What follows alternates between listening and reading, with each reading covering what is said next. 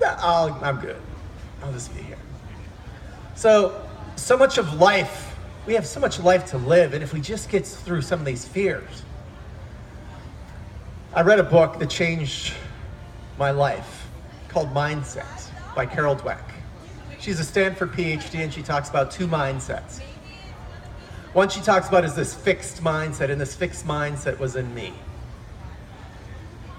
Now let me share you this short story. I remember when I could tell it, when I look back at my life, that I could tell this mindset was in me. I was a pretty good athlete at the time, but I remember running alone up some middle school steps, and I was worried that I would trip. And I realized my dad's voice, the critical voice, was now inside here. I'd internalized it, and I was much worse than my dad looking back. I was really hard on myself. So I'd internalize that voice. So the fixed mindset, when we fail, we are the failure. When we fail, we're the failure. When we put a label on, that label is you and you don't want to risk it. If your parents said, hey, you're a great student, you don't want to take risks. In fact, Carol did a quick study with kids. She gave them two labels. One, you worked really hard, and one, you're really bright. And the kids that were told they were really bright didn't want to go on to the slightly harder test. They chose actually to do the easy test again, if given a choice. The people that told they worked hard said, why would we want to do that easy test again?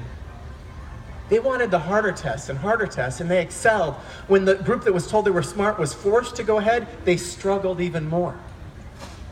So the labels we give ourselves, we don't want to lose, we don't want to risk, we fear from it. I played sports most of my life, and one of my big heroes is Michael Jordan. And he says, the reason I succeeded is I failed over and over again. 26 times he took the game-winning shot, and he missed. He lost over 300 games in his career. But is he known for any of that? No.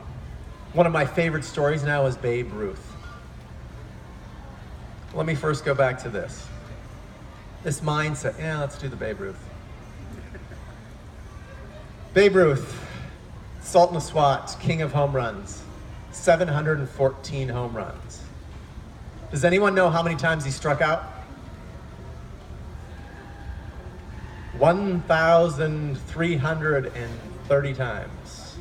He was also the king of strikeouts at the time. No one had struck out more than Babe Ruth. But does anyone think of Babe Ruth as he struck out 1,330 times? No. So, Babe Ruth hitting a home run, crack, it's out of here. At that time, baseball writers said striking out was a shameful act. But to Babe Ruth, striking out was just one strikeout closer to another home run. So what are you willing to fail at 1,330 times to become the king of something that matters to you? What are you willing to fail at 1,330 times?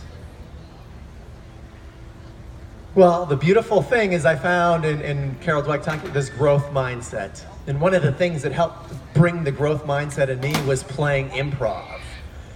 In improv, there are no mistakes. Mistakes are gifts.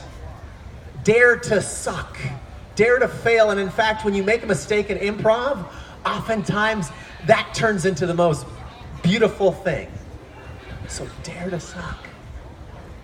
So I've worked at pulling this stuff out of my head, all these fixed mindset things, and getting rid of it. That critical voice still comes back. But dare to suck, dare to fail. And when you have the growth mindset, let me give you an example between the two mindsets. Here's how people would react. Let's learn how to walk on a tightrope today. So here's our tightrope right here. And the fixed mindset person steps up to the tightrope, and what does he do? He says, I don't need to go on, I'm good. That doesn't look like fun. I'm too cool for that. No, you have to go. Okay, forced to go. Here's a fixed mindset going out. Well, okay, let's go out. Falls into the net. Man, that hurts. I'm good, I'm done. Thank you. Growth mindset person. Hey, this looks great. A little scared, but let's do this anyway. Oh, falls in the net. Oh, wow, this net is amazing. This is cool, come on up. Climbs up the ladder, goes out, falls again, and again, and again, and again, and again, and again, falls over and over again. And one day, he's walking on the tightrope, back and forth, and someone looks in the room and goes, wow, you're amazing, you're a natural. They didn't see all the times they failed to get to where they were. So again, what are you willing to fail at over and over again?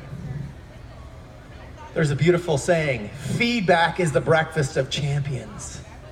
Feedback is the breakfast of champions, and failure is just feedback on how to get better. Failure is just feedback on how to get better. Failure is just feedback. Yes, thank you. Failure is just feedback. And if we lived life like that, if failure was just feedback, it doesn't take any label off you. What would your life be like? What would you be able to stand up and do?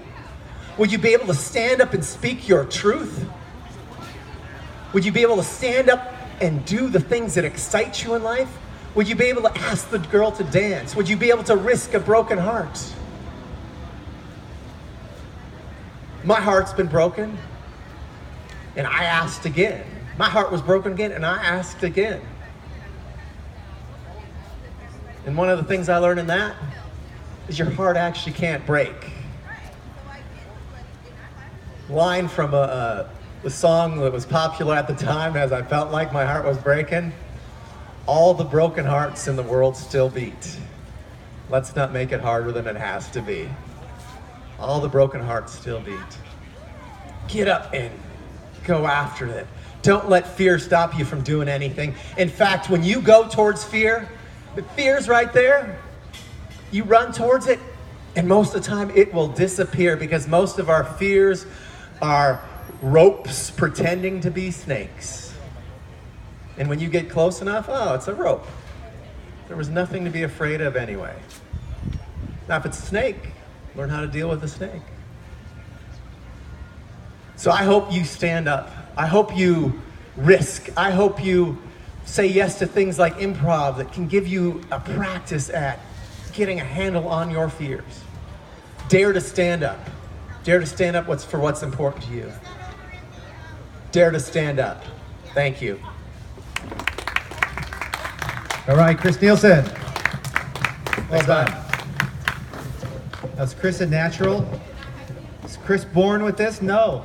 No, he's worked hard. Now's the time, yeah. He has dared to suck. Way to go. Well done, Chris. Excellent job. So if you're wondering what's going on here on stage here, who are these guys? Well, we are Toastmasters International here. We have about 150 clubs or 3,000 members locally. If you're interested in public speaking or improving your communication or improving and practicing your leadership